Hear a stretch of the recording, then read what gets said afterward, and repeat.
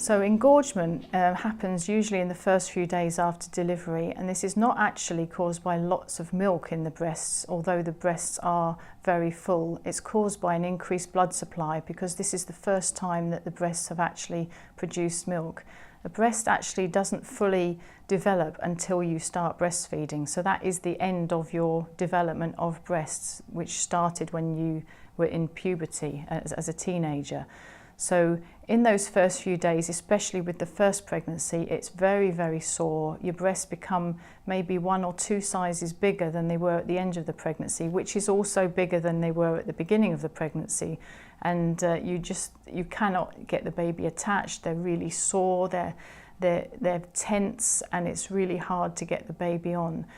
This will settle down in a few days. The best thing to do is just keep feeding, little and often, lots and lots of feeds, and the baby knows that by doing this is going to stimulate the milk to come in after 3 or 4 days, and it will settle down after that. There's not usually any real treatment for engorgement, and it will just disappear in a few days.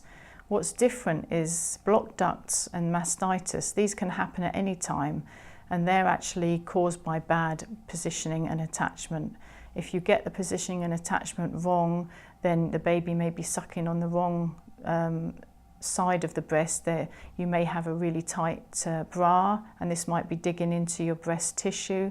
This will then cause a blocked duct, and this area will become very red and very sore and really, really tense. It's agony to put the baby on, and it's you can feel a build-up of pressure. So the best thing to do is definitely do not stop feeding. Lots of people think, I don't want to do this because it's too painful, or I might get mastitis.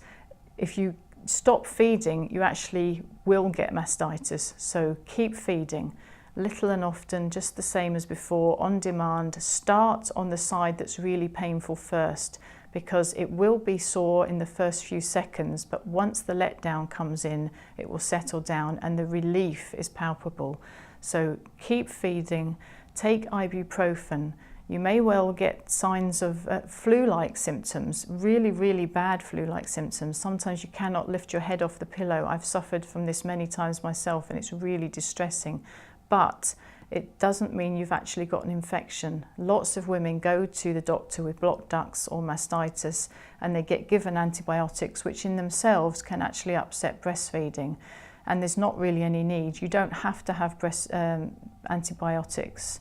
So take ibuprofen, keep drinking, rest, make sure that somebody else is there looking after the baby, and just get them to bring the baby to you when you need to breastfeed the baby, because you will just feel as though you've got the flu.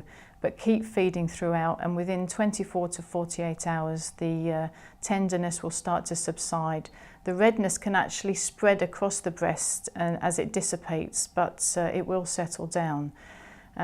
This is really, really important, just to make sure that it doesn't go on to develop into mastitis, which is an inflammation of the whole breast, and it can lead to abscesses. So it's really important to nip it in the bud.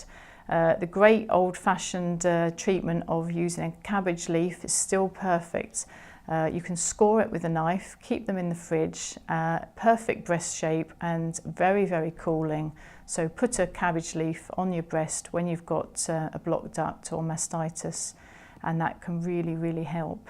Have a shower, stand under a flowing shower, and this will often get the tingling of the shower can actually bring the breast milk to come through and the letdown to happen.